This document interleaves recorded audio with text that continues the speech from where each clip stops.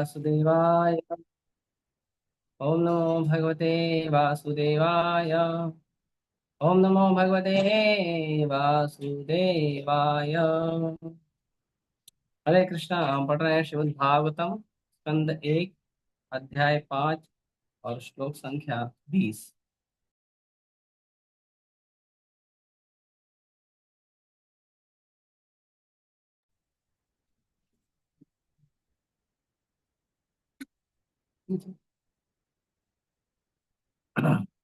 इदं हि विश्वं भगवान् निवेतरो यतो जगत्स्थाननिरोधसंभवा तद्धि स्वयं वेद भवान् स्थापिते प्रादेशमात्रं भवतः प्रदर्शितं तदा इदं हि विश्वं भगवान् निवेतरो यतो जगत्स्थाननिरोधसंभवा तद्धि स्वयं वेद भवान् स्थापिते प्रादेशमात्रं भवतः प्रदर्शितम् इदं हि विश्वं भगवान् निवेतरो यतो जगत्स्थाननिरोधसंभवा तद्वै स्वयं वेद भवान् स्थामिते प्रादेशमात्रं भवतः प्रदर्शित।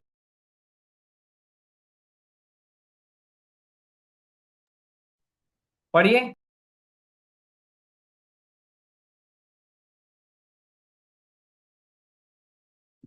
हरे कृष्ण प्रभु। इदं हि विश्वं भगवानिवेतरो यतो जगत्स्थाननिरोधसंभवाः तद्धि स्वयं वेद भवांस्तथापि ते प्रादेशमात्रं भवतः प्रदर्शितम्।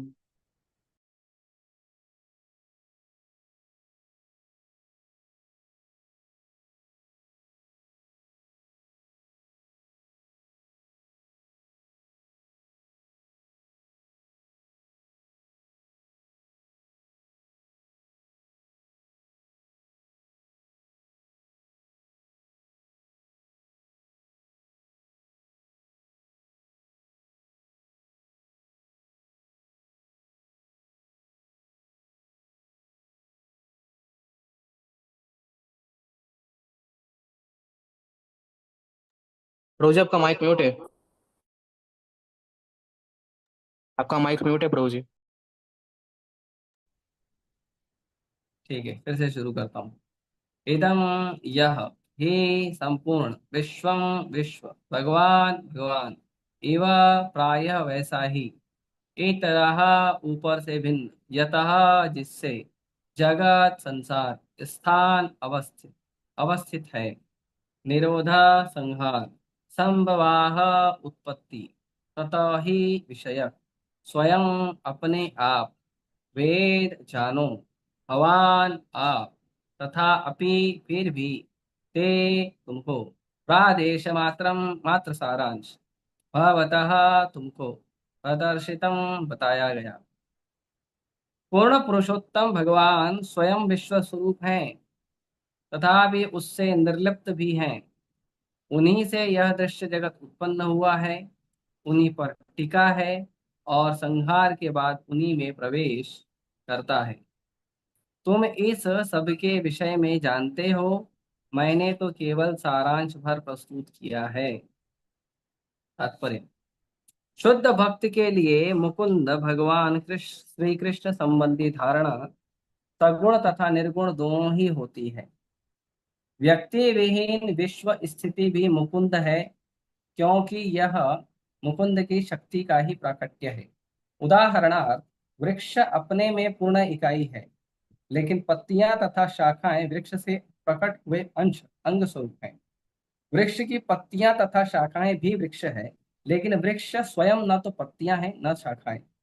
वेदों का यह कथन है कि समस्त दृश्य जगत ब्रह्म के अतिरिक्त कुछ नहीं है।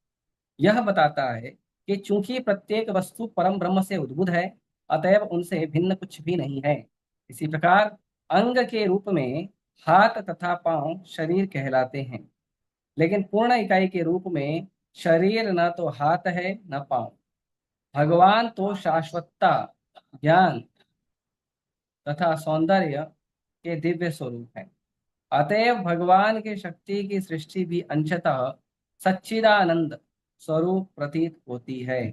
इसीलिए बहिरंगा शक्ति माया के प्रभाव से सारे बद्ध जीव भौतिक प्रकृति के बंधन में बंधे हुए हैं। वे इसे ही सब कुछ मान लेते हैं, क्योंकि उन्हें आदि कारण भगवान का कोई ज्ञान नहीं होता। न ही उन्हें इसका पता रहता है कि शरीर के अंगों को यदि संपूर्ण शरीर से विलग वही हाथ पांव नहीं रह जाते, जैसा कि वे शरीर से संयुक्त होने पर थे। इसी प्रकार ईश्वर विहीन सभ्यता पूर्ण पुरुषोत्तम भगवान की दिव्य प्रेमा भक्ति से कट कर ऐसे अंग, हाथ तथा पांव भले ही लगे, लेकिन उनमें वह क्षमता नहीं रह जाती। भगवत भक्त श्री व्यास देव इसे भली भांति जानते हैं। श्री नारद उन्हें आगे इस विचार को पल्लवित करने की सलाह देते हैं, जिससे बंधन में फंसे हुए बद्ध जीव उनसे शिक्षा ग्रहण करके भगवान को आदि कारण के रूप में समझ सकें। वैदिक मत के अनुसार भगवान स्वभावतः पूर्ण शक्तिमान है, और इस प्रकार उनकी सर्वोपरि शक्तियां सदैव पूर्ण तथा उनसे अभिन्न होती है। आध्यात्मिक तथा भौतिक आकाश, इन दोनों की सामग्रियां भगवान की अंतरंगा तथा बहिरंगा शक्तियों का प्राकट्य है। बहिरंगा शक्ति अपेक्षतया निकृष्ट है और अंतरंगा शक्ति श्रेष्ठ है। श्रेष्ठ शक्ति परा जीवनी शक्ति है, अतएव यह पूर्ण से अभिन्न है। लेकिन बहिरंगा शक्ति निष्क्रिय होने के कारण अंशतः अभिन्न है। किंतु ये दोनों ही शक्तियां न तो समस्त शक्तियों के जनक भगवान के समान है, न ही उनसे बढ़कर हैं। ऐसी शक्तियां सदैव उनके अधीन होती हैं। जिस प्रकार की विद्युत शक्ति, चाहे वह कितनी ही तेजोमय हो क्यों न हो, सदैव इंजीनियर के नियंत्रण में रहती है। मनुष्य तथा अन्य सभी प्राणी उन्हीं भगवान की अंतरंगा शक्तियों से उत्पन्न है। इस प्रकार जीव भी भगवान से अभिन्न है, किंतु वह कभी भी न तो भगवान के तुल्य है, न ही उनसे श्रेष्ठ है। भगवान सारे जीव व्यक्ति व्यष्टि व्यक्ति हैं। भगवान तथा सारे जीव व्यष्टि व्यक्ति हैं। भौतिक शक्तियों के द्वारा जीव भी कुछ न कुछ सृजन करते रहते हैं, किंतु उनकी कोई भी सृष्टि न तो भगवान की सृष्टियों के समान होती है, न उनसे बढ़ के। मनुष्य एक छोटा सा खिलौना स्पुतनिक बनाकर बाह्य आकाश में प्रक्षेपित कर सकता है, किंतु इसका अर्थ यह नहीं होता है कि वह पृथ्वी या चंद्रमा जैसा ग्रह बनाकर भगवान की भांति उसे वायु में तैरा सकता है। अल्पज्ञ लोग अपने आप को भगवान के समान बताते हैं, लेकिन वे भगवान कभी भी भगवान के तुल्य नहीं हो सकते और न कभी होंगे। मनुष्य सिद्धि प्राप्त करने के बाद भगवान के गुणों का एक बहुत बड़ा प्रतिशत 78% प्राप्त कर सकता है, तो भी भगवान से आगे बढ़ पाना उसके या उनके तुल्य हो पाना असंभव है। केवल रूढ़ दशा में ही मूर्ख व्यक्ति भगवान से एक होने का दावा करता है, और इस तरह वह माया द्वारा भ्रमित होता रहता है। अतएव भ्रमित जीव को भगवान की श्रेष्ठता स्वीकार करनी चाहिए और उनकी प्रेममय सेवा करने के लिए तैयार रहना चाहिए। जीवों की उत्पत्ति ही इसलिए हुई है। इसके बिना विश्व में किसी प्रकार की शांति या सौहार्द नहीं आ सकता। श्रील नारद श्री व्यासदेव को भागवत में इस विचार को विस्तार करने का उपदेश देते हैं। भगवत गीता में भी इसी विचार की व्याख्या की गई है कि भगवान के चरण कमलों में पूर्ण रूप से समर्पित हो जाओ। पूर्ण मानव का यही एकमात्र कार्य है।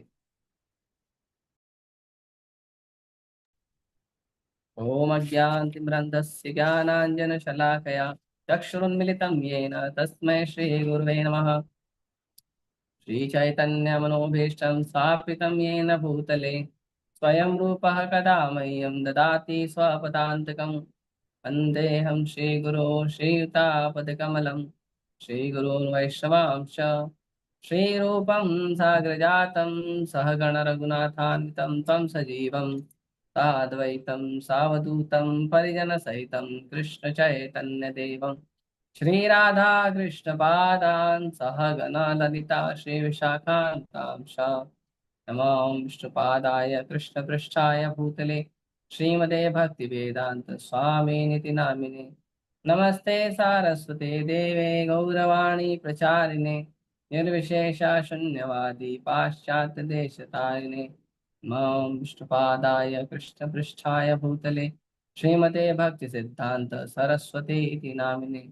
श्रीवार्षभानवी देवी दयिताय कृपाब्धये कृष्ण संबंध विज्ञान दायिने प्रभवे नमः।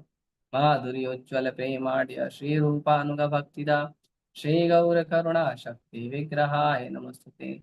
नमस्ते गौरवाणी श्रीमूर्तये दीन तारिणे रूपानुग विरुद्धाप सिद्धांत द्वांत हारिणे। नमो गौर किशोराय साक्षात् वैराग्यमूर्तये विप्रलंब रसाम्बोधे पादाम्बुजाय ते नमः।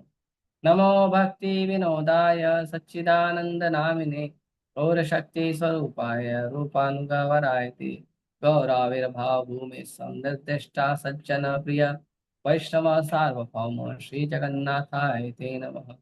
वाञ्छाकल्पतरुभ्यश्च कृपा सिन्धुभ्येव च पतितानां पावनेभ्यो वैष्णवेभ्यो नमो नमः।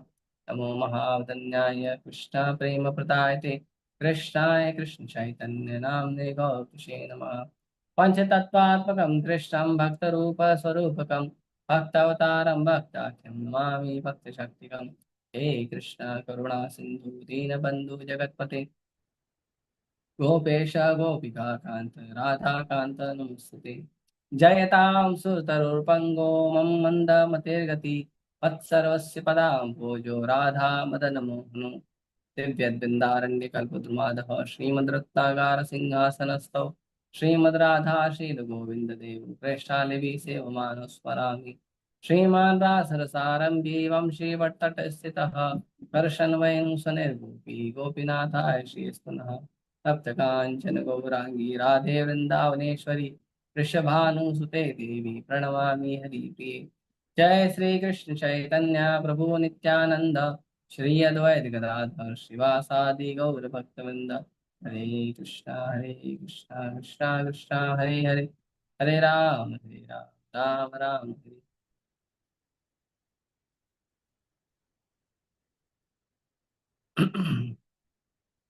हरे कृष्णा।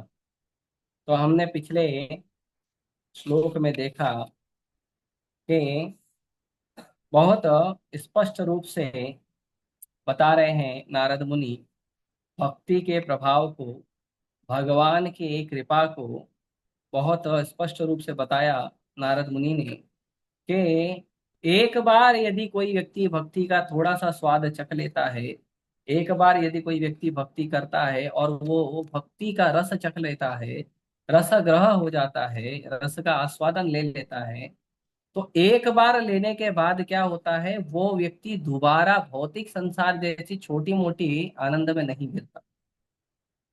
एक बार उसको उन्नत आनंद मिल गया तो उसके बाद वो छोटे मोटे आनंद में नहीं जाता। हम्म। तो वैसे ही वो छोटे आनंद में नहीं जाता है। तो वैसे ही कोई व्यक्ति एक बार भगवान की भक्ति को स्वीकार कर ले, तो मान लो किसी कारण से यदि उसका पतन हो भी जाता है, या किसी कारण से वो भक्ति से और भक्तों से मान लो किसी कारणवश दूर हो भी जाता है, किसी कारणवश वो नाम जप करना या ग्रंथ अध्ययन छोड़ भी देता है, तो भी उसके पास पूरी पूरी संभावना होती है कि वो वापस आएगा और वापस भक्ति करेगा। क्योंकि जो भी वो भक्ति करता है वो नष्ट नहीं होता है, वो भक्ति शाश्वत वैसी ही बनी रहती है और उससे बहुत फायदा होता है। तो ये हमने देखा पिछले श्लोक में कि वो व्यक्ति जो है वो भगवान की भक्ति के आनंद को वापस स्मरण करता है और फिर से मुकुंद अंग्री मतलब फिर से भगवान मुकुंद के चरण कमल को प्राप्त करने के लिए वापस आ जाता है। अब ये तो उन्होंने बताया भक्ति कैसा है, अब वह बता रहे हैं भगवान के बारे में कि भगवान कैसे। तो भगवान के बारे में बताते समय नारद मुनि कहते हैं कि भगवान क्या कह रहे, भगवान कैसे हैं। इदम ही विश्वम भगवान इवे तर। तो कहते हैं कि भगवान कैसे हैं, भगवान खुद ही पूरा संसार है। इदम ही विश्वम, भगवान इवे इतरह, इव इतरह मतलब एकदम वैसे ही हैं, और सब कुछ भगवान के अंदर ही है। हम्म। भगवत गीता में भी अर्जुन को जब भगवान ने बताया, जो विभूति योग है 10वां अध्याय, जिसमें भगवान ने अर्जुन को बताया कि इसमें मैं ये हूँ, इसमें मैं ये हूँ, इसमें मैं ये हूँ, इसमें मैं ये हूँ। तो अर्जुन ने कहा ठीक है प्रभु, बता तो बोल तो रहे हो, लेकिन दिखाओ मुझे कब, अब मुझे दिखाइए आप। तो भगवान ने दिखाया। और एक्सप्लेन करते टाइम भगवान ने अर्जुन को क्या बोला कि अर्जुन तुम कितना समझोगे और मैं कितना बताऊंगा। तुम कितना समझोगे और मैं कितना बताऊंगा, बस अर्जुन तुम इतना सोच लो कि ये पूरा जो दृश्य जगत है जो तुम देख पा रहे हो, ये पूरा का पूरा दृश्य जगत जो अनंत ब्रह्मांड है, अनंत भौतिक ब्रह्मांड है, ये पूरा का पूरा जो जगत है, ये क्या है, मेरे केवल एक अंश मात्र के ऊपर टिका हुआ। एका अंशीनो स्थितो जगत, मेरे एक अंश के ऊपर ये पूरा जो सृष्टि दृश्य ब्रह्मांड है, वो सब कहाँ है, वो मेरे एक अंश के ऊपर टिका हुआ है। तो भगवान ऐसे, तो भगवान खुद विश्व रूप है। और इस विश्व रूप के दर्शन को अर्जुन ने किया था। अर्जुन ने भगवान को बोला कि भगवान मुझे दिखाइए। तो भगवान बोले तुम देख नहीं पाओगे। तो अर्जुन क्योंकि भक्त है, तो भक्त हमेशा भक्त की भाषा बोलता है। भक्तों को भक्तों की भाषा में बात करना चाहिए। भक्तों को अभद्र भाषा में या भौतिक भाषा में व्यवहार नहीं करना चाहिए।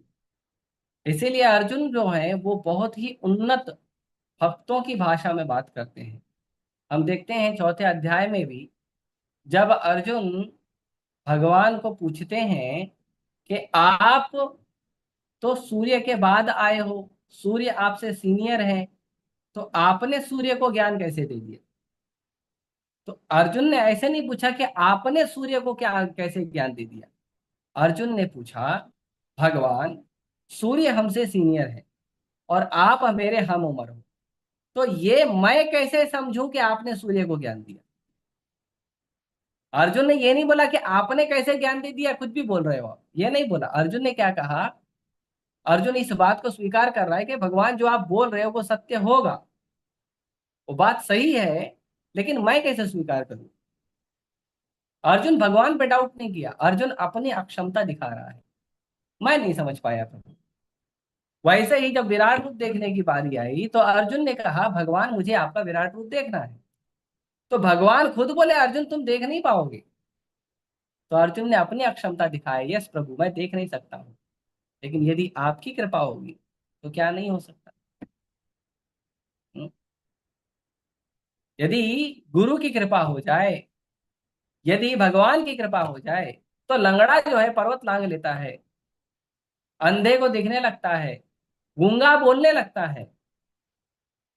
ये क्या है, ये गुरु का और भगवान का कृपा है।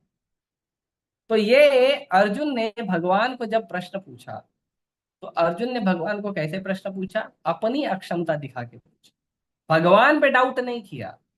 इसीलिए भक्तों को भी, जब भक्तों एक दूसरे भक्तों से व्यवहार करना चाहिए, तो इस बात का खास करके जब सीनियर लोग से व्यवहार करते हैं, तो इसका ध्यान रखना चाहिए। हमारे समझ में नहीं आया है, मुझे नहीं समझ में आया, ऐसा पूछना चाहिए। ऐसा नहीं पूछना चाहिए क्या आप बोल रहे हो प्रभु जी, अरे ऐसा होता है क्या कभी। अरे आप कुछ भी बोलते हो प्रभु जी, प्रभु जी हम आपका सुनते हैं, इसका मतलब नहीं कि आप कुछ भी बोलो, हम कुछ भी सुनाओ। नहीं नहीं, भक्त ऐसे बात नहीं करते। भक्त बोलते हैं आप मुझे समझाइए, मुझे समझ में नहीं आया, मेरी बुद्धि छोटी है, मेरी बुद्धि कलुषित है। भक्त ऐसे बात करते हैं। तो ये जो विश्व रूप है, ये विश्व रूप भगवान ने अर्जुन को दिखाया। और अर्जुन ने जब विश्व रूप देखा, तो अर्जुन ने भगवान को बोला कि जो आपका विश्व रूप है ये बड़ा अद्भुत है। और कैसा है, ये आपके विश्व रूप के अंदर मैं बहुत कुछ देख रहा हूँ। क्या क्या देख रहा हूँ,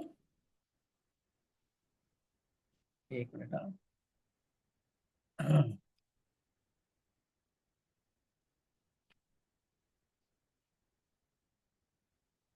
तो अर्जुन ने कहा भगवान को मैं क्या क्या देख रहा हूँ, पश्यामि देवांस्तव देहे सर्वान् तथा भूत विशेष संगान् ब्रह्माणमीशं कमलासनस्थ मृषिश्च सर्वा नु रंगाश्च दिव्यान्। अर्जुन बोलता है भगवान मैं आपके शरीर में सारे देवी देवताओं को देख रहा हूं। वन शॉट सुपरमार्केट कंप्लीट दर्शन। आपको अलग अलग देवी देवताओं को जाके भोग नैवेद्य लगा के प्रार्थना करके तपस्या करके उनको दर्शन करने की कोई आवश्यकता नहीं है। केवल कृष्ण का दर्शन कर लो, सारे देवी देवताओं का दर्शन हो गया। और अर्जुन को भगवान ने प्रूव करके दिखाया है? अर्जुन कहता है कि आपके शरीर में सारे देवी देवताओं का दर्शन कर रहा हूं। और प्रभु वो सारे देवी देवताओं को ही नहीं, मैं संसार में सृष्टि में जितने भी जीव उपलब्ध हैं वो सारे जीवों को एक साथ आपके शरीर में देख रहा हूं। सारे जीवों को एक साथ आपके शरीर पे देख रहा हूं। आगे कहते हैं और मैं कमल पर आसीन ब्रह्मा, शिव, ऋषि और दिव्य सर्पों को भी देख रहा हूं। और ब्रह्मा और शिव कितने हैं? अनंत हैं। अनंत ब्रह्मा, अनंत शिव, अनंत सर्प, अनंत ऋषि मुनि सबको देख रहा है। अर्जुन सबको देख रहा है। हाँ?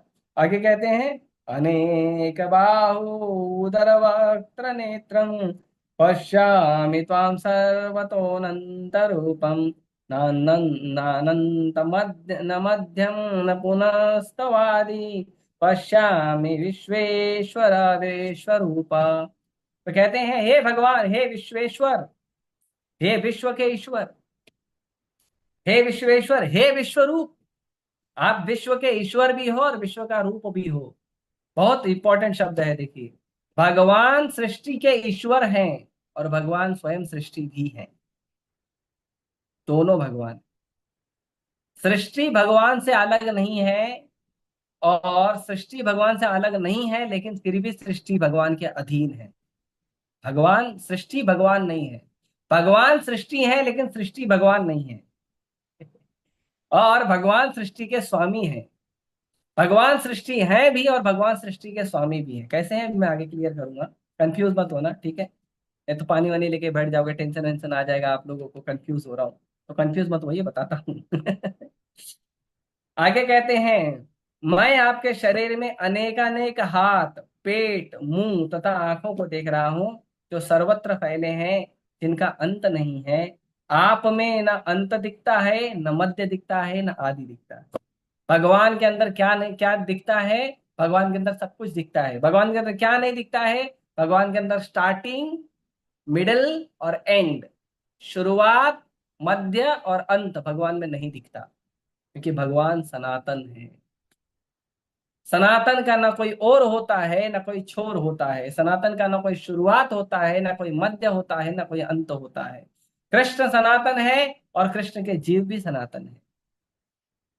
तो जैसे कृष्ण अनंत है, वैसे कृष्ण के जीव जो छोटे से जीव हैं वो भी सनातन है, वो भी अनंत है, लेकिन कृष्ण के दास है। तो इस तरह से वर्णन करते हैं। मैं एक दो श्लोक और पढ़ूंगा क्योंकि ये बहुत सुंदर श्लोक है, मुझे पसंद है भगवद गीता के ये श्लोक। इसमें अर्जुन भगवान का बहुत आनंद में भर के गुणगान करते हैं। कहते हैं किरीटिनं गदिनं चक्रिणं च तेजो राशि सर्वतो दीप्तिमन्तं पश्यामि त्वां दुर्निरीक्ष्यं समन्ता दीप्तानुर्लाकं तुतिं प्रमेयम्। कहते हैं आपके रूप को उसके चकाचौंध तेज के कारण देख पाना कठिन है। भगवान जब अपना रूप प्रकट करते हैं तो भगवान के रूप के साथ तेज भी प्रकट होता है। तो ये जो तेज है ये तेज उन लोगों के लिए है जो भगवान को भगवान नहीं स्वीकार करते हैं। और इस तेज के कारण भगवान सामने खड़े भी होते हैं तो भी भगवान के तेज के कारण उनकी आंख चकाचौंध हो जाती है और वह देख नहीं पाते। उनकी आंख चौंधिया जाती है, देख नहीं पाते। जैसे दुर्योधन, कर्ण और भी दुर्योधन के जो पार्टी वाले थे, क्या हुआ उनका? भगवान सामने खड़े थे ना, भगवान ने तो रूप दिखाया था, देखे क्यों नहीं? नहीं देख सकते।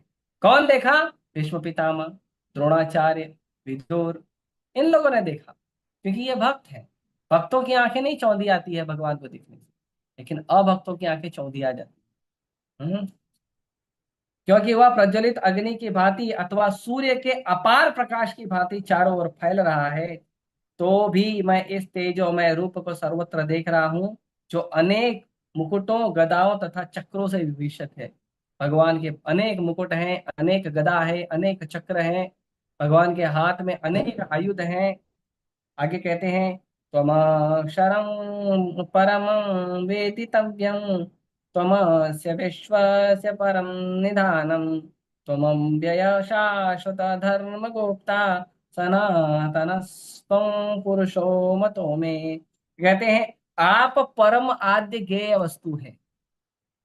अगर किसी व्यक्ति को जानना है कंप्लीट नॉलेज, तो वो कंप्लीट नॉलेज क्या है? Krishna. Krishna is the complete knowledge. सर्वस्य च अहम हृदि सन्निविष्टो मत्तः स्मृतिर्ज्ञानम अपोहनम च, वेदेश सर्वैरहमयो विद्यो वेदांत कृत वेद विदेव चाहम। सब जितने भी वेद हैं, विधान है, नियम है, ज्ञान है, विज्ञान है, उन सब का जो चरम लक्ष्य है, जो उद्देश्य है, वो है कृष्ण को जानना। यदि आपने सारा पढ़ाई कर लिया लेकिन कृष्ण को भगवान स्वीकार नहीं किए, तो आपने पढ़ाई नहीं किया है, आप अनपढ़ हो।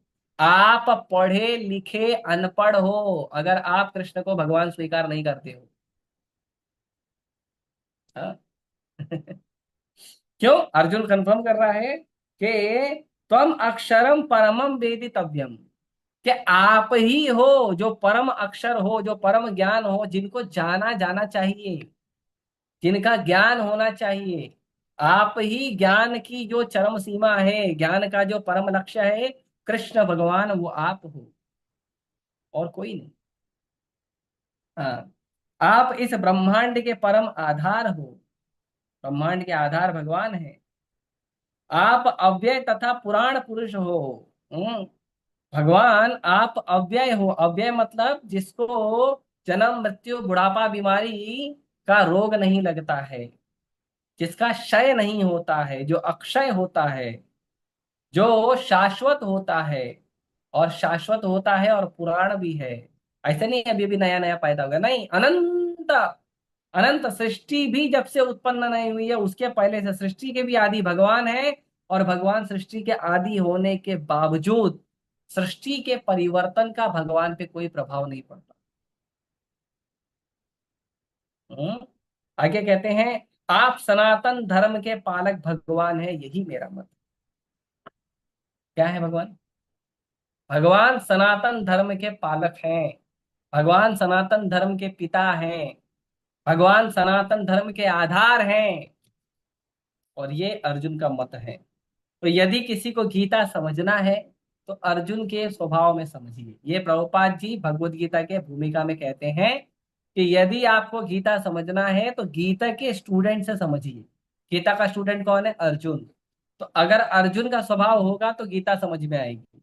अगर स्वभाव अर्जुन का नहीं होगा तो गीता नहीं समझ में आएगी। इसके आगे, इसी में आगे अर्जुन जो है भगवान को प्रार्थना करते हैं, और अर्जुन भगवान को बोलते हैं कि परम ब्रह्मा परम धामा पवित्रम परमम भवान।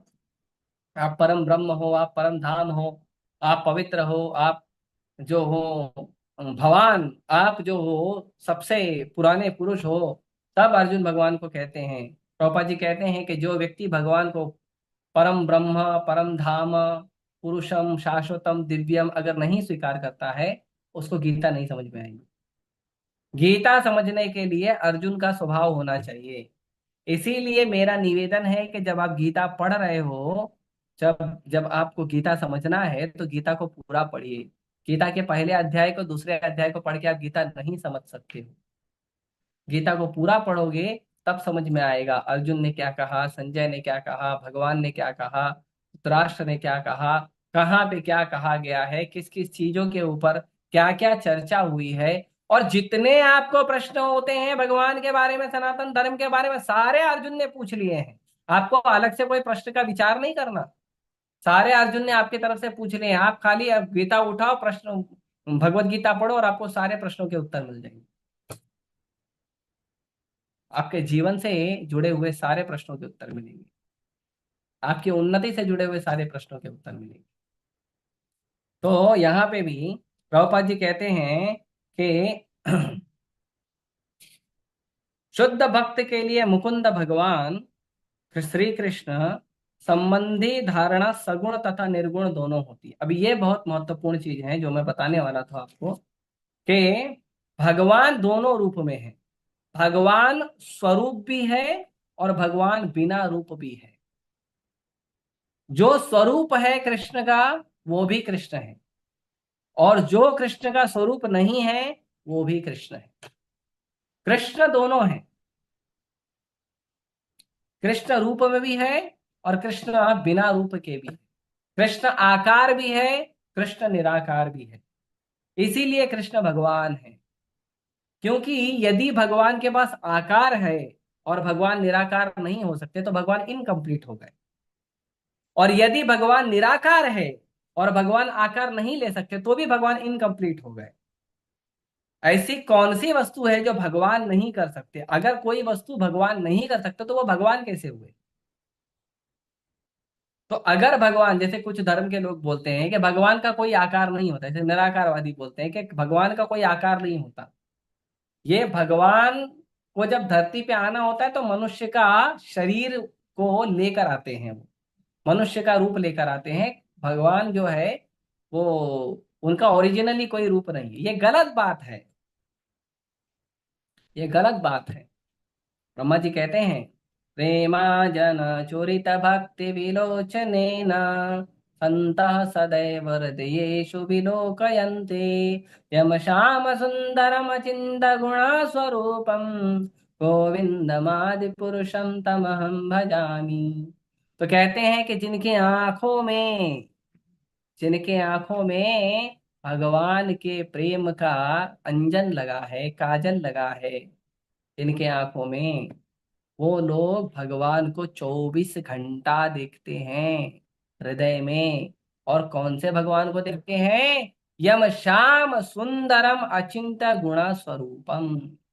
भगवान जो अनंत गुण के सागर हैं, जो अचिंत्य गुण के सागर हैं। अचिंत्य मतलब कि जो गुण भगवान के अंदर हैं और किसी में हो ही नहीं सकते, और कोई उन गुणों को प्राप्त कर ही नहीं सकता, कोई उन गुणों तक पहुंच ही नहीं सकता। ऐसे अचिंत्य गुणों के स्वामी जो है वो भगवान है। यम श्याम सुंदरम अचिंत्य गुण स्वरूपम।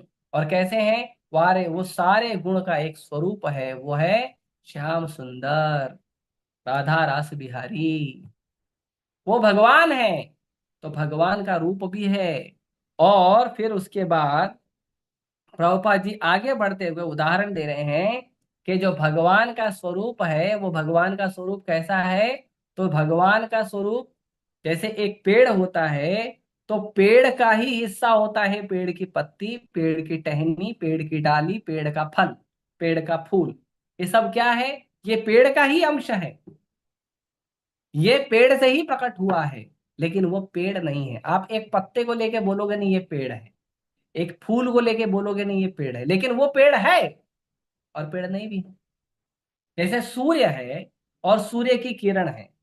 जब सूर्य की किरण हमारे घर में आती है तो हम कहते हैं सूर्य आ गया। पर क्या सच में सूर्य आया है? अगर सच में सूर्य आएगा तो क्या हम जिंदा रहेंगे? नहीं रहेंगे।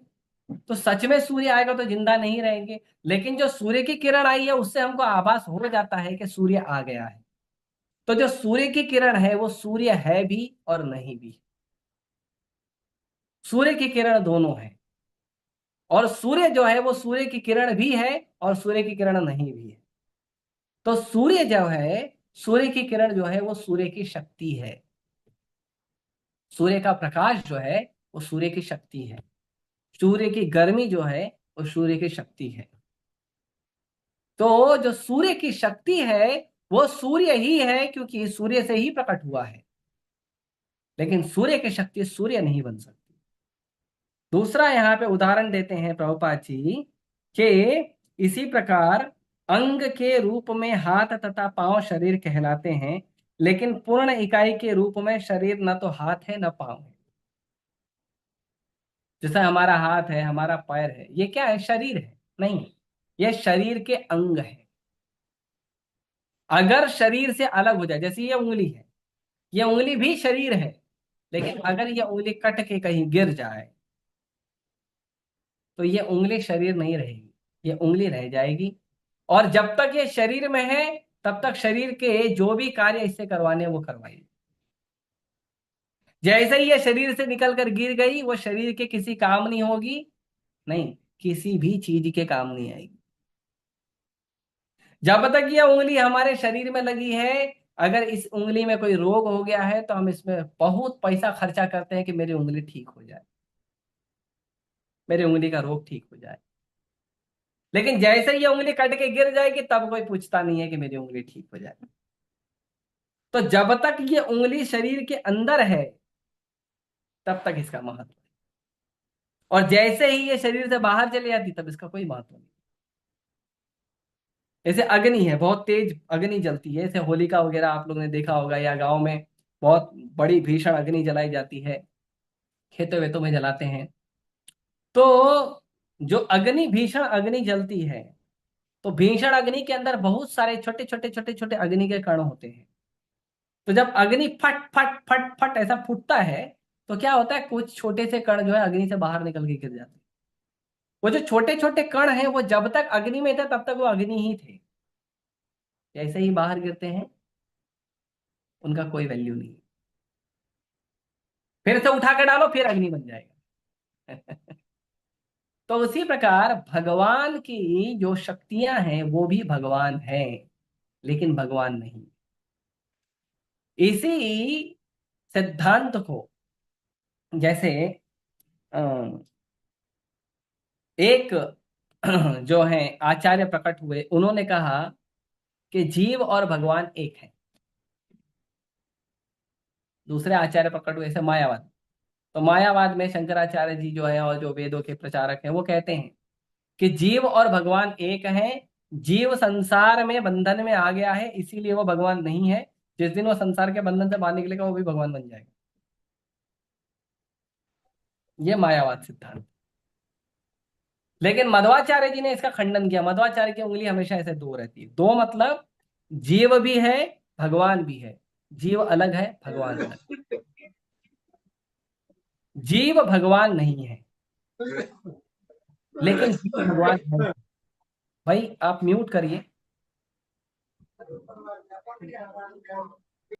म्यूट करिए, किसका है।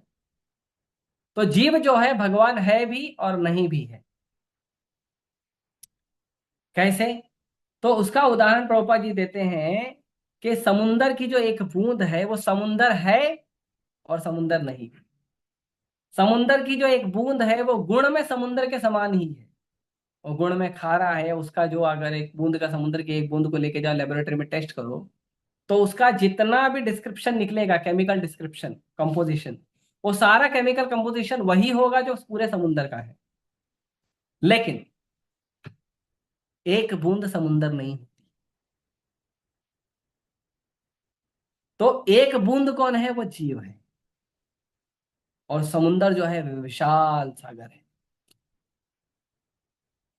तो ये अंतर है। तो जो भगवान की सृष्टि भी जो है वो भगवान का विस्तार है, वो भगवान की शक्ति है, लेकिन वो भगवान नहीं है। भगवान है क्योंकि भगवान की शक्ति है। अब जैसे ये हमारे अभी इस समय प्रधानमंत्री जो है नरेंद्र मोदी है ना, तो जो भी कानून व्यवस्था चल रही है, वो कानून व्यवस्था लोग क्या बोलेंगे, ये नरेंद्र मोदी की कानून व्यवस्था है। लेकिन नरेंद्र मोदी तो भारत के किसी एक कोने के किसी एक रूम में होगा। इतना बड़ा तो आदमी नहीं है कि पूरे भारतवर्ष में फैल जाए। वो भगवान कर सकते हैं, मत्स्य अवतार लिया था भगवान ने।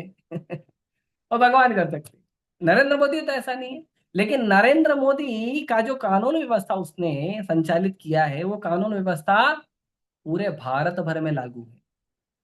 तो लोग क्या बोलेंगे, ये जो कानून व्यवस्था किसकी है? नरेंद्र मोदी की, या प्रधानमंत्री की। नरेंद्र मोदी किसी को नहीं बोलना अच्छा लगे तो प्रधानमंत्री।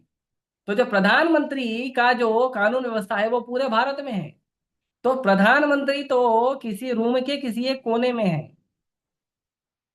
पूरे भारत के किसी एक, धरती के किसी एक कोने पे, जिसमें 3x6 की जो जगह होगी, वो ज्यादा से ज्यादा उतनी जगह पे खड़े होंगे या बैठे होंगे या लेटे होंगे।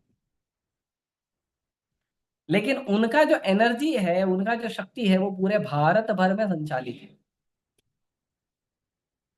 तो भगवान कैसे हैं? भगवान भले सृष्टि के एक जगह पे रहते हैं, लेकिन भगवान की जो शक्ति है वो अनंत और अचिंत्य शक्ति जो है पूरे सृष्टि को संचालित करती है। गोलोक एव निवसति अखिलात्म भूतो, भगवान को कहते हैं गोलोक एव निवसति अखिलात्म भूतो। भगवान भले गोलोक वृंदावन में रहते हैं, लेकिन भगवान गोलोक वृंदावन में रहने के साथ साथ संसार के हर जीव के हृदय में भी रहते हैं।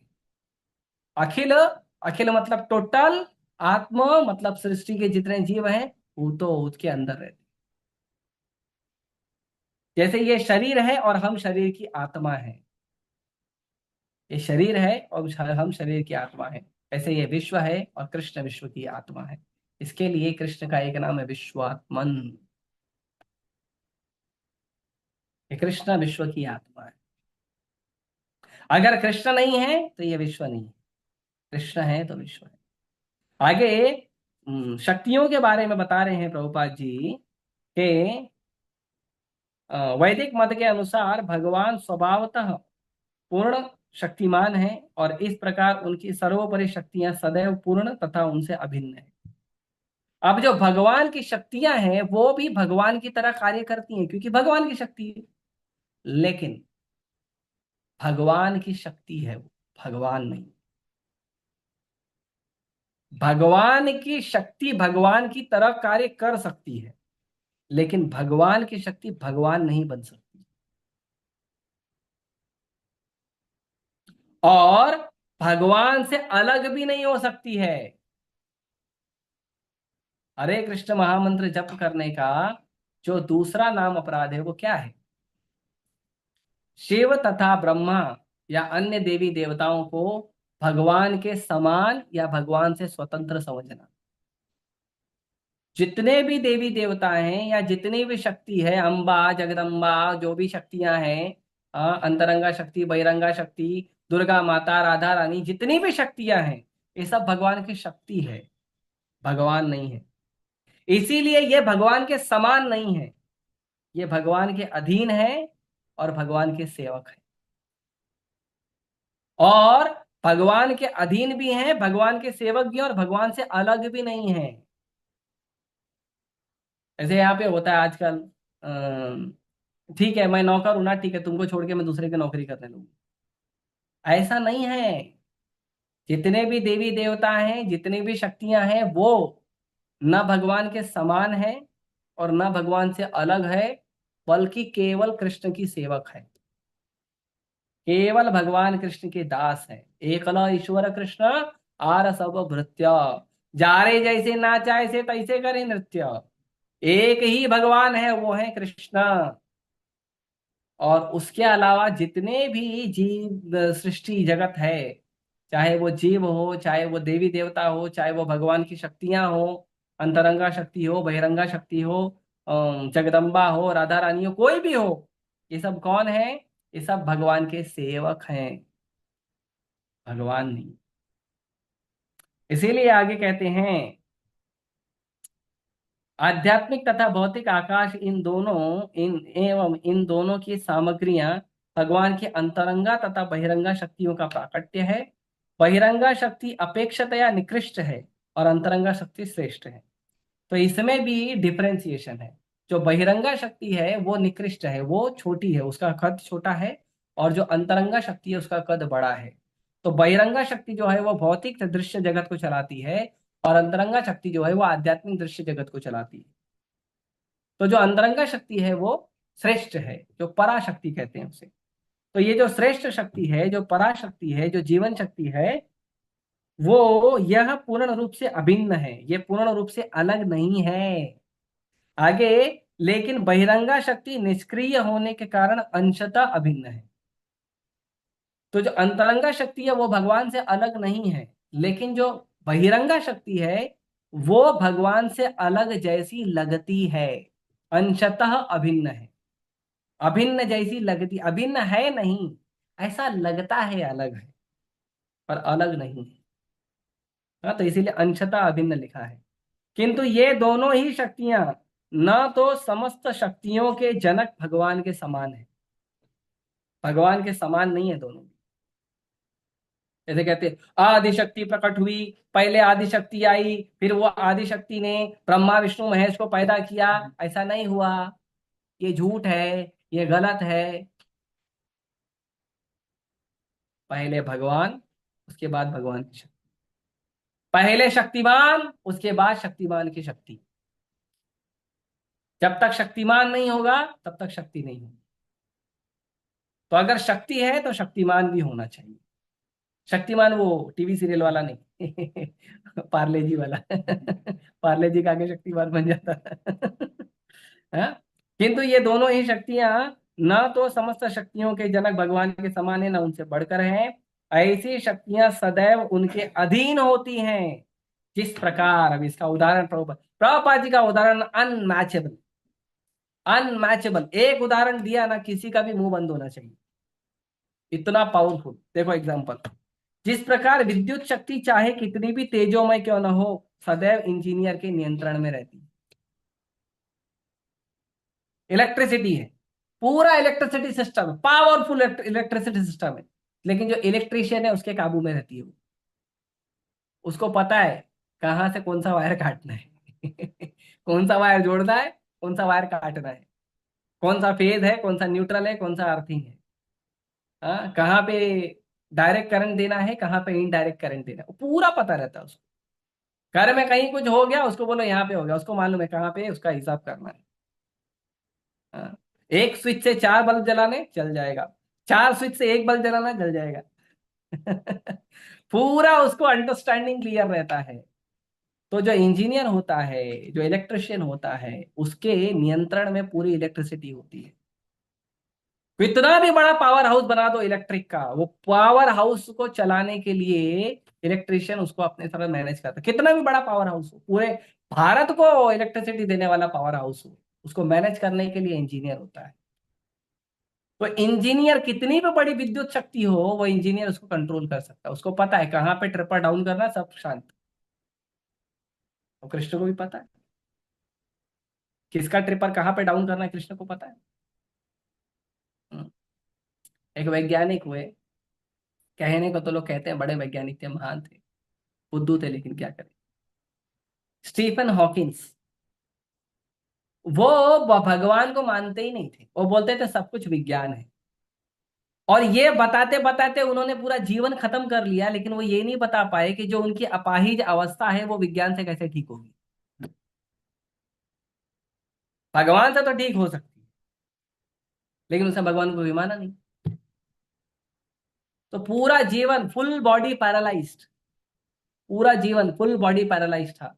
पूरा जीवन विज्ञान का गुणगान किया, मरते मरते भी बुक लिख के गया भगवान के खिलाफ, कि सब कुछ विज्ञान है, भगवान वगवान कुछ होते नहीं।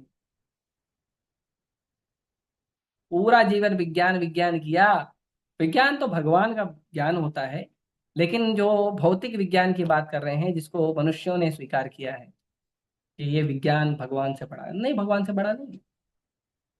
तो स्टीफन हॉकिंस पूरा जीवन विज्ञान विज्ञान किया, लेकिन वो अपने शरीर को ठीक नहीं कर पाया। पूरा जीवन पैरालाइज बॉडी लेके घूम रहा था, व्हील चेयर पे। बताइए, ऐसी दुर्दैवी परिस्थिति है, फिर भी भगवान की शरण नहीं। इतना तमोगुण भर जाता है लोगों के अंदर, इतना नास्तिकपन आ जाता है, भगवान नहीं है, मत मानो। भगवान को क्या फर्क पड़ता है, भगवान तो मुरली वादक, मुरली मनोहर, बढ़िया आनंद में है। भगवान है, राधा रानी है, भगवान के भक्त हैं, भगवान आनंद में रहते हैं। भगवान को क्या फर्क पड़ता है, सांगो पांग से पार्षद चैतन्य महाप्रभु अपने सांग और पांग, अपने पार्षदों के साथ हरे कृष्णा कृष्ण कृष्णा हरे हरे, हरे राम राम राम हरे हरे, राम कीर्तन करते हैं, आवा घूमते रहते हैं, भगवान बिंदास हरिनाम का आस्वादन करते हैं, हरिनाम का आस्वादन देते हैं, भक्ति का प्रचार करते हैं। भगवान तो सदैव आनंद में रहते हैं। अब कोई नास्तिक को नहीं मानना भगवान को, तो मत मानो, अपना जीवन खराब करो, भगवान को क्या फर्क पड़ने वाला है तुमसे। हम्म। कोई व्यक्ति खड़ा होके बोल दे मैं नहीं मानता प्रधानमंत्री नरेंद्र मोदी है, अच्छा ठीक है, मत मानो, तुम्हारे नहीं मानने से वो क्या कुर्सी छोड़ देगा? ऐसा थोड़ी होगा। तो वैसे ही तुम मानो या ना मानो, कृष्ण भगवान है और रहेंगे। ये तुम्हारी मूर्खता है, ये तुम्हारी कुबुद्धि है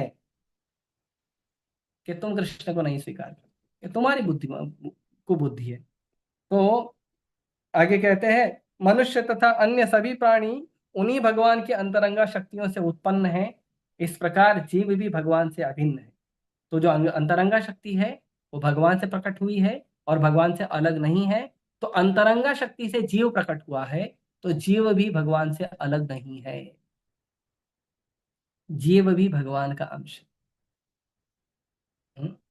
किंतु वह कभी भी न तो भगवान के तुल्य न तो उनसे श्रेष्ठ है। असमो ऊर्ध्वा, जो जीव है वो ना कभी भगवान के समान हो सकता है और ना कभी भगवान से श्रेष्ठ हो सकता है। भगवान ही बोलते हैं, अहम सर्वस्य प्रभु, मैं सबका प्रभु हूं, मतलब सब मेरे नीचे। और मत्ता सर्वम प्रवर्तते, और सब कुछ मुझसे ही प्रकट हुए।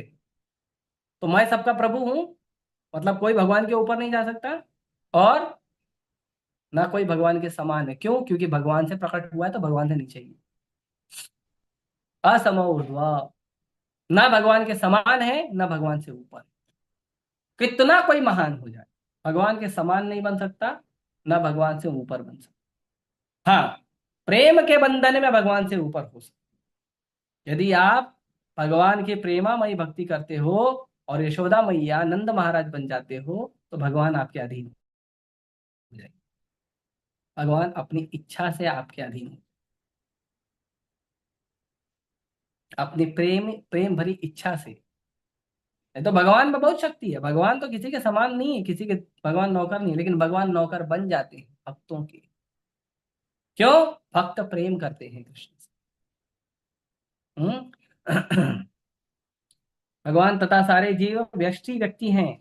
व्यष्टि व्यक्ति मतलब इंडिविजुअल पर्सनालिटी। भगवान का भी एक रूप है और सारे जीवों का भी अपना अपना पर्सनालिटी है। कोई भी जीव जो है वो ऐसा नहीं है कि मिक्स हो जाएगा, ऐसा मिक्स नहीं कोई होता है, सब अलग अलग है। हाँ, आगे भौतिक शक्तियों के द्वारा जीव कुछ ना कुछ सृजन करते रहते हैं, किंतु उनकी सृष्टि, उनकी कोई भी सृष्टि ना तो भगवान की सृष्टि के समान है ना भगवान की सृष्टि से बढ़ के है।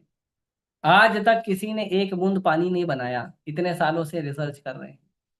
ना आज तक किसी ने सब्जी का एक टुकड़ा बनाया है, ना आज तक किसी ने चावल का एक टुकड़ा बनाया है। कितना एक्सपेरिमेंट करते हैं। मेट्रो बनाएंगे, बुलेट ट्रेन बनाएंगे, हाइड्रोजन ट्रेन बनाएंगे, उसके बाद चंद्रयान बनाएंगे, सूर्ययान बनाएंगे, गगनयान बनाएंगे, और ना जाने क्या क्या यान बनाएंगे, रोडवेज, रेलवेज। बहुत प्रगति कर लिया, कंप्यूटर बनाए, मोबाइल बनाए, इतना प्रगति कर लिया, फिर भी भगवान के समान एक भी वस्तु नहीं बना पाए। जो ओरिजिनल भगवान ने बना के दिया है वैसा ओरिजिनल एक भी पीस अवेलेबल नहीं है इनके लेबोरेटरी से निकला हुआ। भगवान ने जो बना दिया बना दिया। और भगवान कैसे बनाए? ऑटोमेटिक। एक बीज डालो किसी वस्तु का, उसका पेड़ निकलेगा। उस पेड़ में हजारों फल लगेंगे, हजारों बीज आएंगे, वो हजारों बीज से फिर हजारों पेड़ प्रकट हो सकते हैं। क्या पावर है! इसको अचिंत्य शक्ति कहते हैं। साइंस ने ऐसा कौन सा एक चीज बनाया है, जिस एक चीज की मदद से हजारों चीज बनाओ, फिर वो हजारों चीजों को यूज करो और फिर उससे और हजारों लाखों चीज बनाओ? पॉसिबल है? एक भी चीज नहीं बने। भगवान ने देखो, एक इमली का बीज डालो, इमली का पेड़ निकला, उसमें लाखों इमली है, और उन लाखों इमलियों में लाखों इमली के बीज हैं, और उन लाखों इमली के बीज को फिर डालो, करोड़ों इमली के बीज प्रकट होंगे। करके दिखाओ। प्रभुपाद जी कहते हैं कि लोग कहते हैं कि केमिकल से लाइफ आया। प्रभुपाद जी बोलते हैं इम्पॉसिबल, लाइफ से केमिकल आया। कि आपने क्या किया, आपने नींबू का एक बीज डाल दिया, वो नींबू के एक बीज से एक पेड़ दिखला, और उस पेड़ के अंदर लाखों साइट्रिक एसिड जो केमिकल है, वो लाखों विटामिन सी जो है वो एक पेड़ से निकला है। तो विटामिन सी पेड़ से निकला है, पेड़ से विटामिन सी से पेड़ नहीं आया है। उल्टा नहीं हुआ, सीधा होता है। तो प्रभुपाद जी आगे बहुत अच्छा व्यंग्य कर रहे हैं कि मनुष्य एक छोटा सा खिलौना जैसा स्पुतनिक बनाकर बाह्य आकाश में प्रक्षेपित कर सकता है, किंतु इसका अर्थ नहीं है कि वो पृथ्वी या चंद्रमा जैसा ग्रह बना सकता। चंद्रमा को पता करने के लिए चंद्रयान बना सकते हो, चंद्रयान को स्पुतनिक बोल रहे हैं प्रभुपाद जी। चंद्रमा को पता करने के लिए चंद्रयान बना सकते हो, सूर्य को पता करने के लिए सूर्ययान बना सकते हो, गगन को पता करने के लिए गगनयान बना सकते हो। लेकिन आप न चंद्रमा बना सकते हो, न सूर्य बना सकते हो, न गगन बना सकते हो, वो भगवान बना सकते हो। और केवल बनाना नहीं है, ऐसा नहीं मिट्टी का गेंद बना दिया, नहीं, उसको बना के हवा में तैराना भी है। तैरा के दिखाओ पृथ्वी को। और इतने सारे ग्रह एक साथ इतने स्पीड मोशन में बहुत फास्ट रोटेट होते हैं, कोई ग्रह किसी से टकराता नहीं। ये आजकल के छोटे छोटे बच्चे वैज्ञानिक लोग बोलते हैं एस्ट्रॉइड आ रहा है, पृथ्वी को टकराएगा, जनजीवन समाप्त हो जाएगा। अरे कितने एस्ट्रॉइड आए और गए, कोई टकराता नहीं है। तुम डर जाते हो क्योंकि तुम्हारी बुद्धि कम है, तुम्हें भगवान पे विश्वास नहीं है। भगवान का भक्त बोलता है कुछ नहीं टकराएगा। भगवान की इच्छा होगी तो होगा, नहीं तो नहीं होगा।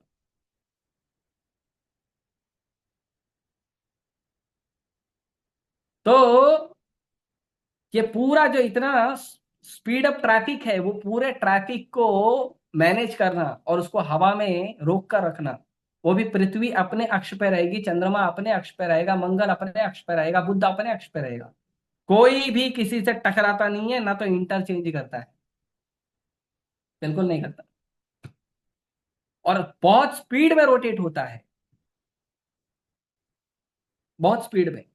1,16,000, 1,16,000 किलोमीटर पर सेकंड की रफ्तार से पृथ्वी चलती है। फील होता है क्या? नहीं फील होता है। इतनी स्पीड की गाड़ी में बैठे मालूम ही नहीं, पता ही नहीं चलता है, नाचते गाते सोते एकदम आराम से। 100 की स्पीड में अगर हमारी बस चलने लग जाए, ट्रेन चलने लगे तो नींद नहीं आएगी। और देखिए पृथ्वी, बनाओ ऐसा कोई ट्रेन कोई बस 1,00,000 किलोमीटर पर सेकंड की रफ्तार से चलने वाला, बनेगा? नहीं बने। मनुष्य बना ही नहीं। ऐसा अद्भुत अचिंत्य भगवान का सृजन है, भगवान ऐसी चीज बनाते। तो कोई व्यक्ति मान लो स्पेसशिप बना दे, या जो स्पुतनिक बना दे, चंद्रयान, सूर्ययान, गगनयान या कुछ ऐसा बना दे, उसका वो छोटा सा कैप्सूल है, वो कैप्सूल का मतलब नहीं है कि तुमने ग्रह बना लिया है। तुम चंद्रमा पता कर सकते हो, लेकिन तुम चंद्रमा बना नहीं सकते। और पता भी इसलिए कर सकते हो क्योंकि बनाया हुआ ऑलरेडी रखा है इसके लिए। रहेगा ही नहीं तो क्या पता करेगा? इधर उधर घूमेगा वापस आ जाएगा। क्यों? भगवान ने बनाया है, इसीलिए तुम पता कर रहे हो। भगवान नहीं बनाया तो क्या पता करो? किधर घूमते जाके? लाल ग्रह, हरा ग्रह, पीला ग्रह बोलते रहते खाली। बेचारे खाली पैसा बर्बाद है और कुछ नहीं। यही पैसा इस्कॉन वाले को दे दो, फूड फॉर लाइफ करो। आप मंगल पे जीवन मत ढूंढो, जीवन में मंगल ढूंढो, हरे कृष्ण मंत्र जप करो। मंगल पे जीवन ढूंढने जा रहे हैं। मंगल पे जीवन मत ढूंढो। मंगल पे जीवन है, तुमको नहीं दिखेगा। तुमको दिखने के लिए मंगल ग्रह पे पैदा होना पड़ेगा, क्योंकि हर ग्रह का अलग अलग क्वालिफिकेशन होता है। पृथ्वी का क्वालिफिकेशन क्या आपका है, इसीलिए आप पृथ्वी पर हो और पृथ्वी का जनजीवन देख रहे हो। जब मंगल के ग्रह पे पैदा होगे तो वहां का जनजीवन देख पाओगे। पृथ्वी से छोटा सा कैप्सूल ले जाके मंगल पे ग्रह नहीं देख, मंगल ग्रह पे जनजीवन नहीं देख पाओगे आप। वो संभव नहीं है आपके लिए। छोटा सा कैप्सूल लेके चंद्रमा पे चलेगा और बोले हम वहां पे जाके पानी ढूंढेंगे। अरे धरती पे पानी खत्म हो रहा, पहले उसको ठीक करो, उसको बचाओ। हाँ, इतना सुंदर सुंदर नदियां हैं, उसको कचरा फेंक फेंक के गटर बना दिए हो। पहले वो पानी संभालो, चंद्रमा पे पानी ढूंढना दूर की बात है। ऐसा नहीं करना चाहिए। तो हमें अपने जीवन में मंगल ढूंढना चाहिए, और मंगल आएगा भगवान के मंगलमय नाम जप करने से। हरे कृष्णा कृष्णा कृष्णा हरे हरे, हरे राम राम राम हरे हरे। भगवान के मंगलमय कथा श्रवण कीर्तन से आएगा, भगवान के मंगलमय सेवा करने से आएगा, भगवान के मंगलमय धाम घूमने से आएगा, भगवान के मंगलमय प्रसाद पाने से आएगा। प्रसाद से याद आया, शायद सबका एकादशी होगा, लेकिन मैंने भरपेट खाया है। ठीक है। किसी को पूछना है क्या खाया तो बता देना, मैं बता दूंगा आपको। तो भगवान के मंगलमय प्रसाद को पाने से, भगवान के मंगलमय एकादशी व्रत को रखने से जीवन में मंगल आएगा, उससे जीवन में मंगल आएगा। इसका प्रयास करना चाहिए। इसीलिए अल्पज्ञ लोग भगवान को, अपने को भगवान के समान बताते हैं। जो कम बुद्धिमान लोग हैं वो क्या कहते हैं, हम भगवान हैं, हम भगवान बन जाएंगे, हम भगवान बन सकते हैं। प्रभुपाद जी कहते हैं, this is the last snare of maya that someone thinks he is a god और he is equal to God. ये प्रकृति का सबसे आखिरी प्रताड़ना होता है कि जब कोई सोचता है कि मैं भगवान हूं या मैं भगवान बन सकता। सबसे आखिरी मोह, सबसे आखिरी भ्रम, मतलब अब वो सबसे ज्यादा भ्रमित व्यक्ति है जो कहता है ना मैं भगवान बन सकता हूं, या मैं भगवान से बड़ा हूं, या मैं भगवान बन जाऊंगा, या मैं भगवान हूं। समझ जाने का, उसको तुरंत बोलने का, प्रभु जी वांछा कल तुरुभ्यक्ष कृपा सिंधु व्यवच पतितानां पावने वो वैष्णव बना हुआ, मैं जा रहा हूँ, आप भगवान बन के बैठे रहो। और अपने जो बुद्धू भक्त लोग हैं उनको बुला के चढ़ावा स्वीकार करो, मैं जा रहा हूँ, I am not going to accept you as a god. कितना भी बड़ा मैजिशियन हो जाए, कितना भी बड़ा जादूगर हो जाए, भगवान नहीं बन सकता। कोई सिद्धि प्राप्त होने का मतलब नहीं होता भगवान। और अगर मान लो मनुष्य जीवन में एक जीव को जीव के रूप की सारी सिद्धियां प्राप्त हो गई, तो भी कृष्णा 100% है। जीव 100% प्रयास करेगा तो भी 78% तक जा सकता है, उसके ऊपर जीव नहीं जा सकता। 78%, बस वो जीव का लास्ट लिमिट है। Krishna is 100% and living entity 78% only, जो ब्रह्मा जी है। ठीक है। इसलिए प्रभुपाद जी कहते हैं केवल रुग्ण दशा में, केवल बीमारी की परिस्थिति में ही मूर्ख व्यक्ति भगवान से एक होने का दावा करता है। ऐसे लोग बोलते हैं ना, ब्रह्म अहम ब्रह्म, अहम ब्रह्म, हम ब्रह्म है, हम ब्रह्म है, और हम ब्रह्म बन जाएंगे, अहम ब्रह्मास्मि, अहम ब्रह्मास्मि, हम ब्रह्म बन जाएंगे, हम भगवान की तरह एक हो जाएंगे। प्रभुपाद जी कहते हैं केवल बीमारी की अवस्था में आदमी ऐसा सोच सकता है कि मैं भगवान बन सकता हूं। तो अगर कोई व्यक्ति ऐसा कहता है तो उसको बोलने का, प्रभु जी आप बीमार हो, प्रसाद खाओ, हरे कृष्णा जप करो, ठीक हो जाओ। मैं दवा भी बता दिया, मतलब कोई मिला तो अच्छा है।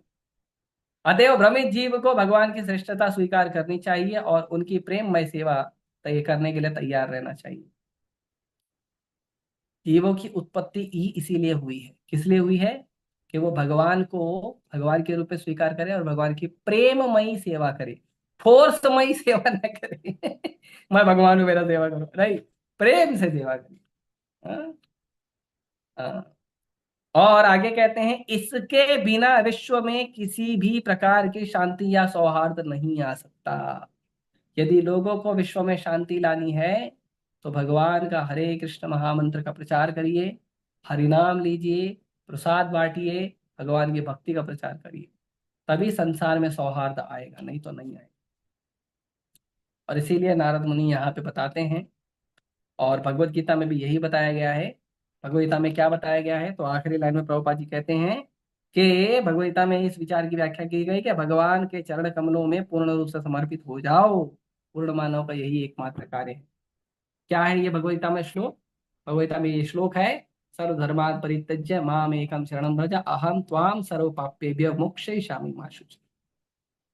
सभी धर्मों को त्याग करो, अलग अलग जितना भी अपना खूंटा बांध के रखे हो ना अलग अलग जगह, समाज में, परिवार में, भाई बंधु में, पढ़ाई में, कमाई में, सुंदरता में, असुंदरता में, अपनी चीज को मुझे क्या अच्छा लगता है क्या बुरा लगता है, ये सारे खूंटे तोड़ो और एक ही खूंटा बांधो, कृष्ण, केवल भगवान कृष्ण, और भगवान को समर्पित हो जाओ, भगवान आपकी रक्षा करें।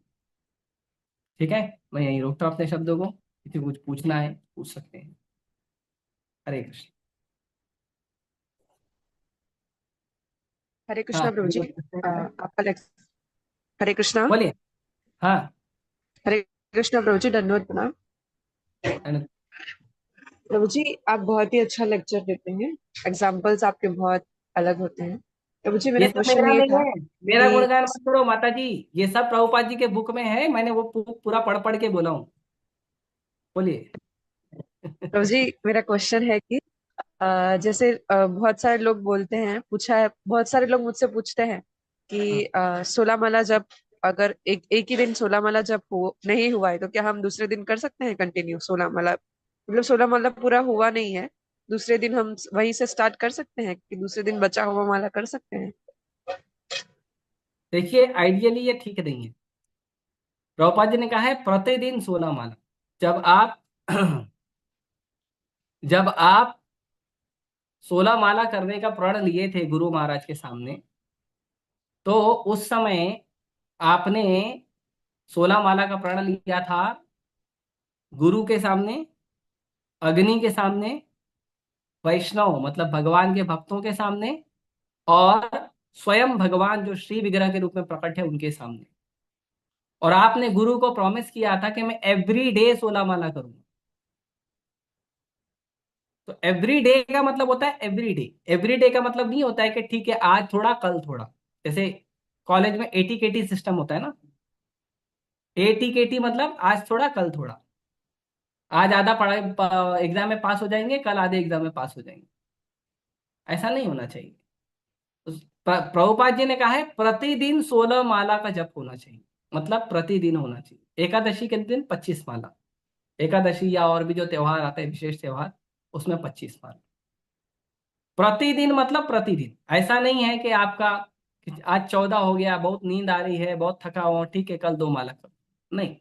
तो अगर प्रतिदिन 16 माला बोला है और आप दूसरे दिन करते हो, और प्रभुपाद जी ने यह भी बोला है कि 16 माला मिनिमम है, उससे ज्यादा आप जितना भी करोगे वो एक्स्ट्रा में काउंट होगा। तो आज आपने 14 माला किया और आपने दो दो माला है वो कल जब किया, और कल का 16 माला जब किया, तो वो जो 2 माला वो तो एक्स्ट्रा में काउंट हो गया। वो आपके 16 माला में इंक्लूड हुआ ही नहीं। तो फिर 16 माला आपका हुआ कहाँ? एक दिन पहले का 16 माला हुआ ही नहीं। प्रभुपाद जी ने कहा ना 16 is minimum, maximum you can do unlimited. 16 जो है मिनिमम है, मैक्सिमम आप अनलिमिटेड कर सकते हैं। तो जितना भी आपने एक्स्ट्रा किया वो तो एक्स्ट्रा में चले गया, वो माला में किधर काउंट हुआ? मतलब आपके 16 माला के नियम में किधर काउंट हुआ? ऑब्वियसली अगर भक्त बहुत ज्यादा बीमार है, जरूरत से ज्यादा बीमार है, माला नहीं कर सकता है, पर हमने देखा है बहुत सारे भक्त हॉस्पिटल के बेड पे भी 16 माला करते हैं। तो ऑब्वियसली अगर ऐसी कोई परिस्थिति है तो ठीक है, उतना हम समझते हैं, भगवान भी उतना समझते हैं कि उस परिस्थिति में थोड़ा मैनेज कर लेना चाहिए। पर हम देखते हैं कुछ भक्त लोग डायरी में लिख के रखते हैं। हाँ, आज 12 माला किया, 4 माला बाकी है। फिर दूसरे दिन लिखते हैं आज 12 माला किया, 4 माला बाकी। फिर तीसरे दिन लिखते हैं आज 11 माला किया, 5 माला बाकी। फिर चौथे दिन आज 14 माला किया, 2 माला। ऐसे कर करके कुछ भक्त जो है 500 500 600 माला पेंडिंग रखे हैं, करेंगे किसी दिन। तो ये जो प्रैक्टिस है ये आपको आलसी बनाती है, और ये प्रैक्टिस जो है ये आपके दृढ़ निश्चय को कमजोर करती है। प्रभुपाद जी ने कहा है दृढ़ निश्चय का मतलब दृढ़ निश्चय। तो भगवान भी कहते हैं दृढ़ निश्चय, दृढ़ व्रता, भगवान दृढ़ व्रता कहते हैं। तो 16 माला मतलब 16 माला। ऑब्वियसली बहुत ज्यादा बीमार हो, आपका शरीर आपका मुंह ठीक से चल नहीं रहा है, बात नहीं कर पा रहे हो, जप नहीं कर पा रहे हो, बहुत ज्यादा आपकी तबीयत खराब है, तो ठीक है चलो उस समय आप थोड़ा एक्सक्यूज ले सकते हो। पर प्रभुपाद जी तो एकदम क्लियर बोलते हैं कि आपका माला नहीं हुआ है लेकिन आपका भोजन हो गया है, आपका नींद हो गया है। ऐसे कैसे? अगर आप भोजन कर सकते हो, नींद ले सकते हो, तो माला क्यों नहीं कर सकते? हाँ? तो माला करिए, भोजन कम करिए, नींद कम करिए, लेकिन माला करिए। प्रभुपाद जी यहाँ तक बोलते हैं। क्योंकि ये हमारे भोजन हमारे नींद की तरह ही हमारी जरूरत है। भोजन और नींद शरीर की जरूरत है, माला जो है आत्मा की जरूरत है। ठीक उसी तरह जिस तरह भोजन और नींद हमारे शरीर की जरूरत है। तो अगर कोई माला नहीं करता है, 16 माला नहीं करता, पहले ऑब्वियसली सबको 16 माला करना ही चाहिए। 16 माला, एकादशी के दिन 25 माला या विशेष दिन 25 माला, लेकिन टालना नहीं चाहिए, प्रयास करना चाहिए। सोने के पहले आपका कम से कम ऑब्वियसली प्रयास करना चाहिए कि सुबह सुबह हो जाए सबका 16 माला 25 माला सुबह सुबह हो जाए। लेकिन यदि कोई गृहिणी है या घर का बहुत काम है, या कुछ लोगों को बहुत सारा सेवाएं होता है, कुछ मंदिर में विग्रह सेवा करते हैं, कुकिंग करते हैं, कुछ सेवा होता है, तो उसकी वजह से सुबह नहीं कर पाते हैं, कोई बात नहीं, कम से कम रात में सोने के पहले तो कंप्लीट कर लीजिए। लेकिन टालिए मत। आज 15 माला कर लिया, एक माला बाद में करेंगे। अरे एक माला बाद में क्यों करेंगे, थोड़ा वॉकिंग कर लो, चैंटिंग हो जाएगा, क्या करें। ठीक है, तो इसका ध्यान रखना चाहिए। और कोई भक्त? हरे मोहित कृष्णा ने प्रभु। हाथ उठाया। यस मोहित। हरे कृष्णा प्रभु जी, मेरा क्वेश्चन था कि जैसे भगवान इटर्नल है, सनातन है, तो भगवान की एनर्जीज भी इटर्नल होगी ना? तो फिर जो यस। अपरा शक्ति है, भूमि अपर नल वायु खाम मन बुद्धि रेवच, वो टेम्पररी क्यों है? टेम्पररी नहीं है, परमानेंट है। हमारे लिए टेम्पररी है, वो परमानेंट है। बार बार बार बार पुनः पुनः पुनः पुनः बार बार सृजन होता है, बार बार प्रलय होता है, एनर्जी तो वही रहती है, एनर्जी थोड़ी खत्म होती है। जो 24 महतत्व है, हाँ, 5 ज्ञान इंद्रिया, 5 कर्म इंद्रिया, 5 जो तत्व हैं, 5 इंद्रियों के विषय हैं, मन बुद्धि अहंकार और आत्मा। ये जो 24 महतत्व है, ये 24 के 24 महतत्व जो है, वो जब सृष्टि होती है तो विस्तारित होते हैं, और जब प्रलय होता है तो वो कंबाइन हो जाते हैं और भगवान के अंदर चले जाते हैं। फिर भगवान वापस सांस छोड़ते हैं, फिर सृष्टि हो जाती है, फिर वही महत्व तो वापस विस्तारित हो जाते हैं। तो वो टेम्पररी है, हमारे लिए परमानेंट है। कृष्ण परमानेंट है, कृष्ण की सारी एनर्जी परमानेंट है। हाँ, थोड़ा इन्फीरियर है। इन्फीरियर मतलब भौतिक है, क्योंकि भगवान से आंशिक रूप से भिन्न लगती है, परंतु भिन्न नहीं है। ठीक है, और किसी को कोई प्रश्न? हरे कृष्णा प्रभु जी, दंडवत प्रणाम। हरे कृष्ण माता जी, नमस्कार, बोलिए। मुझे मेरा क्वेश्चन ये है कि मतलब आप थोड़ा मतलब कृष्ण तत्व और जीव तत्व के बारे में थोड़ा मेरे को बताएं प्रभु जी। कृष्ण तत्व जीव तत्व शुरू करूंगा तो 1 और घंटा लग जाएगा। नहीं प्रभु जी, थोड़ा मतलब शॉर्ट में बता दीजिए। हाँ, तो मैंने बताया ना, कृष्ण परम भगवान है और हम कृष्ण के अंश हैं। जैसे समुद्र और समुद्र की एक बूंद, तो हम एक बूंद है और कृष्ण पूरा समुद्र है। जैसे सोना का खान और 1 ग्राम सोना, 1 ग्राम सोना जो है वो जीव है, जो सोने के बरोबर ही है, गुण में वो सोना ही है, लेकिन 1 ग्राम सोना जो है सोने के खान नहीं है। तो वैसे जो जीव है वो भगवान का बहुत छोटा अंश है, और वो जीव भगवान के समान ही है सारा गुणों में, लेकिन जीव भगवान नहीं है। तो हम क्वालिटी में भगवान के लेवल पे हैं, पर क्वांटिटी में हम भगवान नहीं है। नित्यो नित्यानाम चेतना चेतनानाम एको बहुनाम यो विदधाति कामान। तो कृष्ण भी नित्य है, जीव भी नित्य है।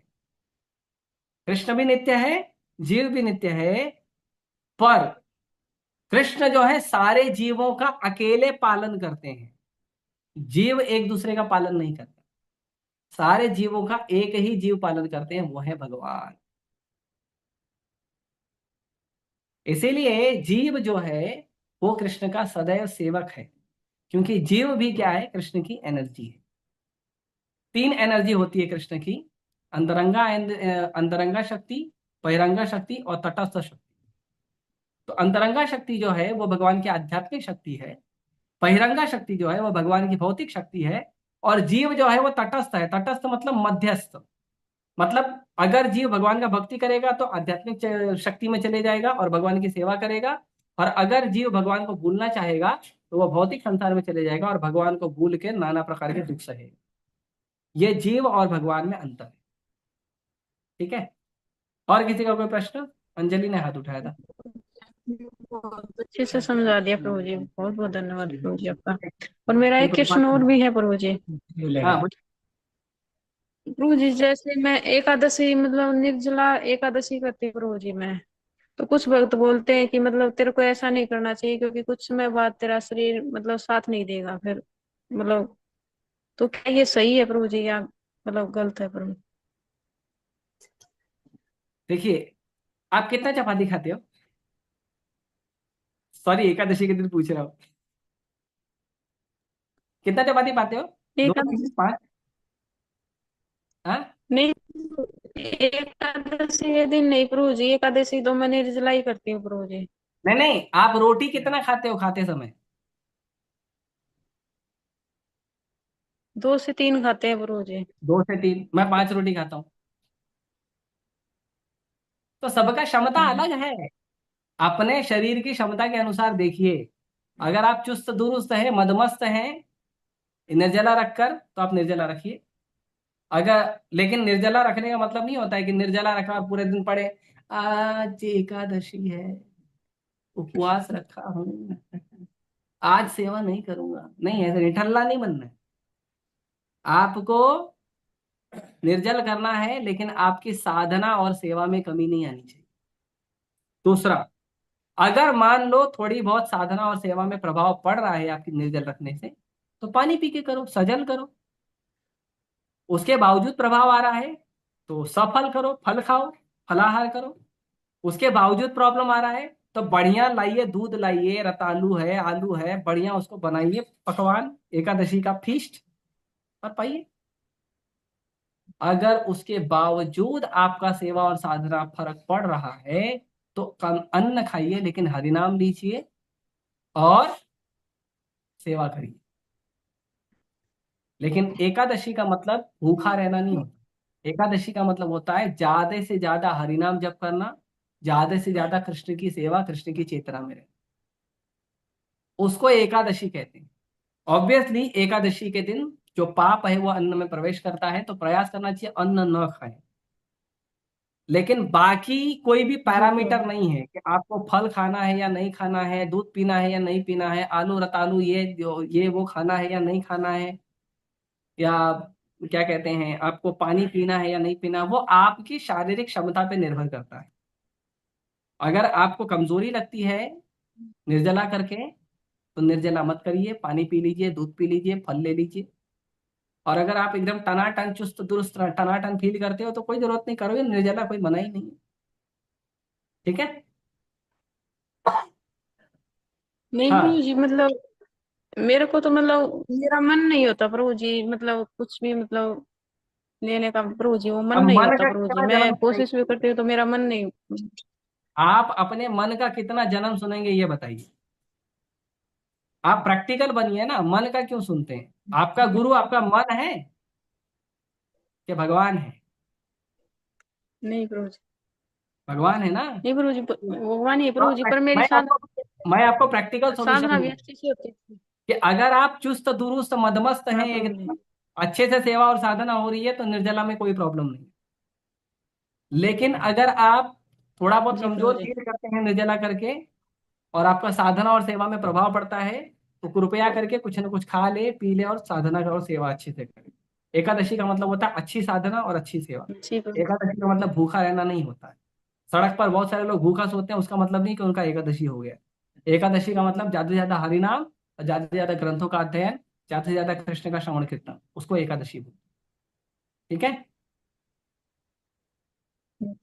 जी प्रभु जी है। मन का मत सुनिए, मन चंडाल है ना, चंडाल का नहीं सुनना चाहिए। ठीक है। और एक और प्रश्न, समय निकला जा रहा है। हरे कृष्णा प्रभु जी, दंड विनोद प्रणाम। बोलिए, आपका फोन नेटवर्क में लेके आइए, कुरकुरा रहा है। अभी आ रही प्रभु वॉइस। हाँ, अभी बढ़िया, एकदम बढ़िया आवाज आ रहा है, बोलिए। थैंक यू सो मच रोजी फॉर द नाइस क्लास। आपने इतना सुंदर वर्ड्स कोट करते हुए हमें एग्जांपल्स दिए। हाँ, मेरा ये छोटा सा प्रभुपाद जी की क्वेश्चन कृपा है, था। प्रभुपाद जी को बोलो मुझे और आशीर्वाद दें। यस रोजी, मेरा छोटा हाँ सा क्वेश्चन था कि शांति प्रस्ताव जब कृष्णा लेके गए थे हाँ। वहां पे, तो उन्होंने दुर्योधन को विराट रूप दिखाया था। और यस। अ, उन्होंने महाभारत युद्ध में भी विराट रूप दिखाया था। तो वो थोड़ा सा कंफ्यूजन है कि वो रूप उससे अलग था या वही था। एक विश्व रूप था, एक विराट रूप था। विश्व रूप जो है वो आंशिक विराट रूप होता है, और विराट रूप में मीन्स कंप्लीट फॉर्म। लेकिन वो कंप्लीट फॉर्म भी कृष्ण का कंप्लीट नहीं था, क्योंकि कृष्ण कंप्लीट दिखाई किसको, और कौन कृष्ण को कंप्लीट देख लेगा। अर्जुन को भी भगवान ने दिखाया तो भगवान बोले ये रूप केवल तुम्हारे समझने के लिए योग्य है, ये भी कंप्लीट नहीं है। राइट। तो कृष्ण इज अनलिमिटेड। राइट। तो अगर कृष्ण का विराट रूप भी देखोगे तो वो भी आंशिक ही है, क्योंकि कृष्ण केवल अर्जुन को उसकी बुद्धि में समझने के हिसाब से कोई विराट रूप दिखाए। कि अर्जुन तुम इतना समझ लो मैं परम भगवान हूँ, बस दैट्स ऑल। आके कृष्ण तो अनंत है, अनंत शेष भी जिसका गुणगान अनंत वर्षों से अनंत युगों से कर रहे हैं, और अनंत शेष जिनका अनंत युगों से अनंत गुणगान कर रहे हैं और अभी तक शुरू नहीं किए हैं, वो भगवान का विराट रूप कौन देखेगा? ऐसा तो यशोदा मैया के को अपने मुंह में भी दिखाया था भगवान ने। तो भगवान दिखाते हैं बार बार, और भक्तों के समझने के लिए कि भक्तों को जितना जरूरत है उतना। ठीक है। ऐसे ओके वो प्रभु जी, दो थैंक यू सो अलग मच। रूप था, एक विश्व रूप था एक विराट रूप था। विश्व रूप मतलब भगवान का ह्यूज बिग फॉर्म, और विराट रूप मतलब भगवान को बहुत सारी चीजें जो, जैसे मैंने बताया कि भगवान का ब्रह्मा जी, शिव जी, सर्प और ऋषि और बहुत सारे जो देवी देवता, सब कुछ भगवान के अंदर दिख रहा है, वो विराट। ठीक है। ओके प्रभु जी, thank you so much. Hare Krishna. Hare और कृष्ण। कोई बात? ठीक है, तो हम यही रोकते हैं। आप सभी का बहुत बहुत धन्यवाद। हरे कृष्णा। रुद्राक्ष श्रीमद् भागवतम की जय, श्री रूपाल की।